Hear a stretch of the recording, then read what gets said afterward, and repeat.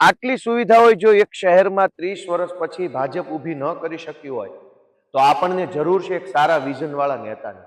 મનોજ સોરઠિયાને જ કેમ અને સુરતમાં જ કેમ? આ બે પ્રશ્નોના જવાબ ગુજરાતભરની જનતાએ જાણવા જરૂરી છે. કોઈ પણ પ્રકારના પદ વગર, કોઈ પણ પ્રકારની ટિકિટ વગર, કોઈ પણ પ્રકારની અપેક્ષા વગર એક જ પાર્ટીમાં 12-15 વર્ષ સુધી કામ કરનાર કોઈ વ્યક્તિ હોય તો એ છે મનોજ સોરઠિયા. મનોજભાઈ એક અડગ મનના માનવી તરીકે વ્યવસ્થા બદલવી છે, રાજનીતિમાં બદલાવ લાવવો છે, એવો જે સંકલ્પ લઈને 2012માં આવ્યા હતા એ સંકલ્પને મજબૂતીથી પકડી રાખ્યો.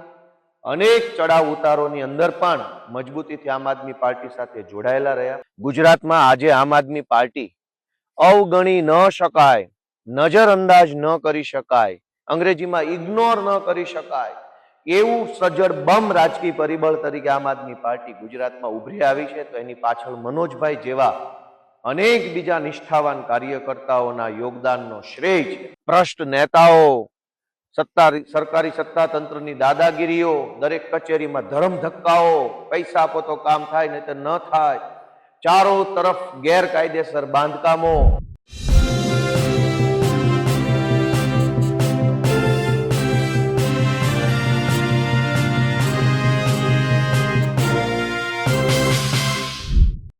સુરતમાં આમ આદમી પાર્ટીએ મનોજ સોરઠિયા જેવા દિગ્ગજ નેતા એટલે પોતાના જે સંગઠન મહામંત્રી છે તેમને કેમ લડાવ્યા? તમામના મનમાં એક વાત છે કે શું આ વખતે ત્યાં મેયર આમ આદમી પાર્ટીનો બનવાનો છે ને એટલા માટે મનોજ સોરઠિયાને અહીંયા તક મળી છે અથવા તો તક આપવામાં આવી છે જેથી તેઓ પોતાનું વિઝન લાગુ કરી શકે. આ વાત અમે નથી કહી રહ્યા, પણ આ વાત ગોપાલ ઇટાલિયાએ સોશિયલ મીડિયામાં લાઈવ થઈને કહ્યું છે.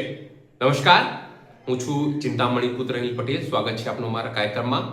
આવો સાંભળીએ ગોપાલ ઇટાલિયા આ મુદ્દે શું કહી રહ્યા છે. નમસ્તે મિત્રો, હું છું ગોપાલ ઇટાલિયા.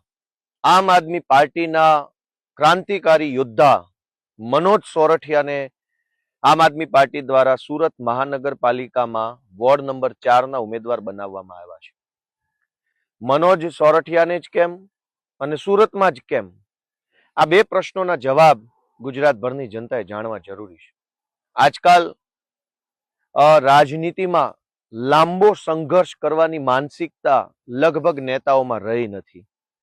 દરેક નેતા એવું ઈચ્છે છે કે શોર્ટકટ મળે તો ભાગી જવું છે, સારી ઓફર મળે તો ભાગી જવું છે. એવા જમાનામાં સતત 12-13 વર્ષ સુધી કોઈ પણ પ્રકારના પદ વગર, કોઈ પણ પ્રકારની ટિકિટ વગર, કોઈ પણ પ્રકારની અપેક્ષા વગર એક જ પાર્ટીમાં 12-15 વર્ષ સુધી કામ કરનાર કોઈ વ્યક્તિ હોય તો એ છે મનોજ સોરઠિયા. એ પોતે ઉદ્યોગપતિ હતા.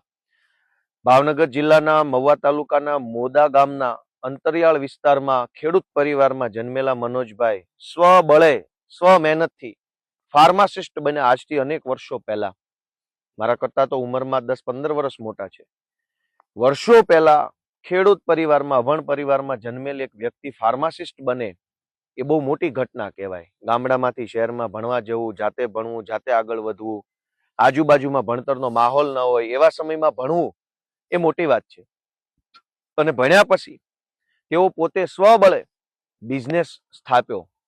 એ જમાનામાં વોટર જેટ મશીનોની ખૂબ બોલબાલા હતા ટેક્સટાઇલ ઇન્ડસ્ટ્રીઝની અંદર. સુરતની અંદર વોટર જેટ મશીનના બહુ મોટા ડીલરે હતા. ઇન્ટરનેશનલ લેવલે કામ હતું. એક ઓફિસ એમની દિલ્હીમાં હતી, એક સુરતમાં હતી અને એક વિદેશમાં હતી. મહિનામાં, વર્ષમાં 6 મહિના ભારતમાં, 6 મહિના વિદેશમાં રહેતા, ખૂબ પૈસા કમાતા અને સારું જીવન જીવતા હતા. 2012માં જ્યારે અન્ના આંદોલન થયું, ભ્રષ્ટાચારની વિરુદ્ધમાં વ્યવસ્થા પરિવર્તન કરવાનો એક વિચાર દેશભરમાં જાગ્યો, ત્યારે મનોજભાઈ પોતાના કામ ધંધામાંથી સમય કાઢી અને આંદોલનની અંદર પોતાનું યોગદાન આપવા લાગ્યા.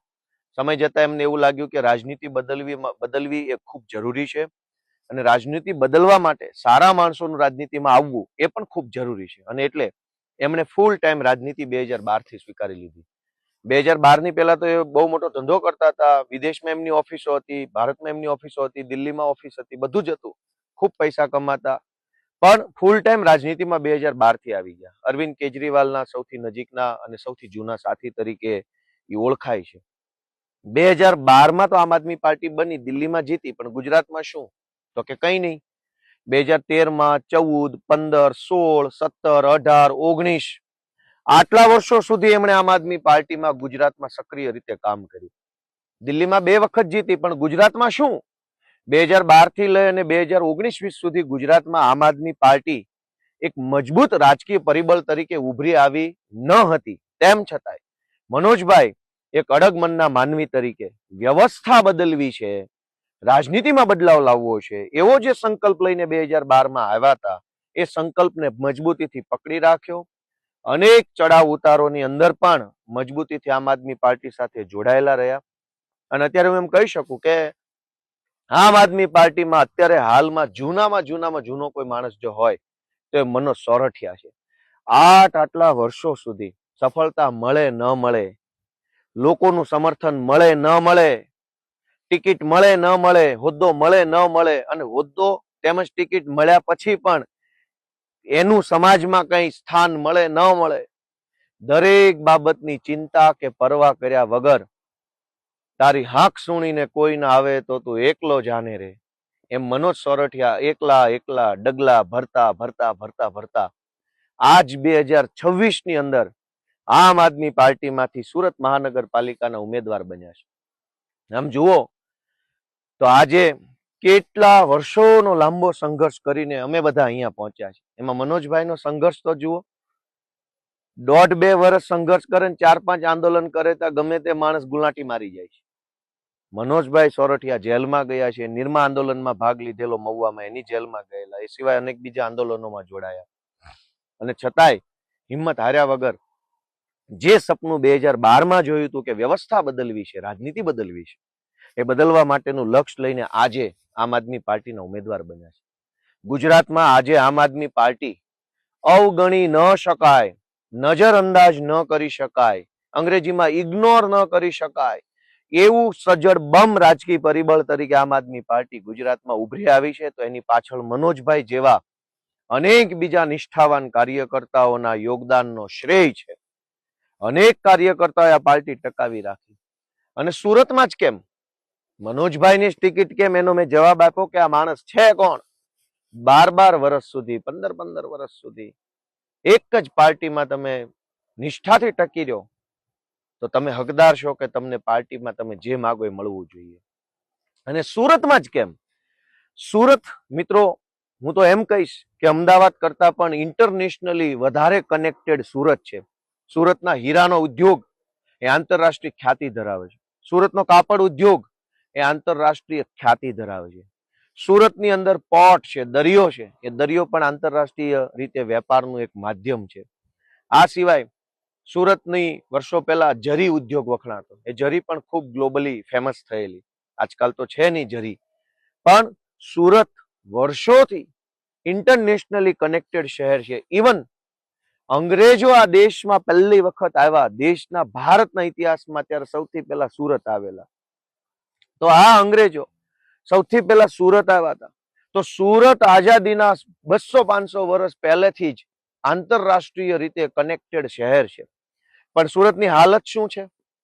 સાંકડા રોડ, તૂટેલા રસ્તાઓ, ટ્રાફિક જામ, ચારો તરફ કચરાના ઢગલાઓ, ભ્રષ્ટ નેતાઓ, સરકારી સત્તા તંત્રની દાદાગીરીઓ, દરેક કચેરીમાં ધરમ ધક્કાઓ, પૈસા આપો તો કામ થાય નહીં તો ન થાય, ચારો તરફ ગેરકાયદેસર બાંધકામો, અને માણસને જીવન જીવવા માટે જે કઈ 4-5 જીવન જરૂરી વસ્તુઓ હોય, જેમાં શાળા સારામાં સારા સરકારી દવાખાના, સારામાં સારી પબ્લિક ટ્રાન્સપોર્ટ સુવિધા, ટ્રાફિક અને ગેરકાયદેસર બાંધકામ ફ્રી શહેર, આટલી સુવિધાઓ જો એક શહેરમાં 30 વર્ષ પછી ભાજપ ઊભી ન કરી શક્યું હોય તો આપણને જરૂર છે એક સારા વિઝન વાળા નેતાની.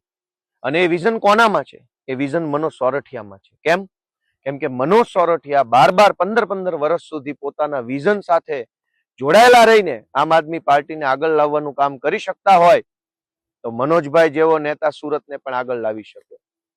આંતરરાષ્ટ્રીય કનેક્શન ધરાવતા શહેરોમાં, શહેર સુરતમાં આંતરરાષ્ટ્રીય કક્ષાની શું સુવિધા છે? આંતરરાષ્ટ્રીય કક્ષાના સ્કૂલ સુરતમાં નથી, આંતરરાષ્ટ્રીય કક્ષાના દવાખાના સુરતમાં નથી, આંતરરાષ્ટ્રીય કક્ષાના રસ્તાઓ સુરતમાં નથી, આંતરરાષ્ટ્રીય કક્ષાની કોલેજો સુરતમાં નથી, આંતરરાષ્ટ્રીય કક્ષાનું ટાઉન પ્લાનિંગ સુરતમાં નથી, આંતરરાષ્ટ્રીય કક્ષાનું પબ્લિક ટ્રાન્સપોર્ટ સિસ્ટમ સુરતમાં નથી, આંતરરાષ્ટ્રીય કક્ષાનો સિવિક સર્વિસ સુરતમાં નથી.